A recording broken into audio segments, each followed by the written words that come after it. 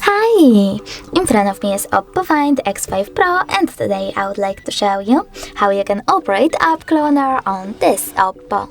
Start by opening Settings. Now you need to scroll down and tap on Apps. Then click on App Cloner and choose one of your apps. I will go with Facebook.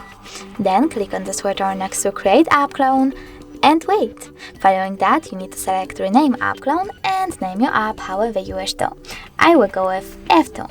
To save your changes, choose Save, and now when I go back and try to access Facebook app, as you can see, mine was successfully cloned. Thanks so much for watching. If you enjoyed this video, leave a like, comment, and don't forget to subscribe. Bye!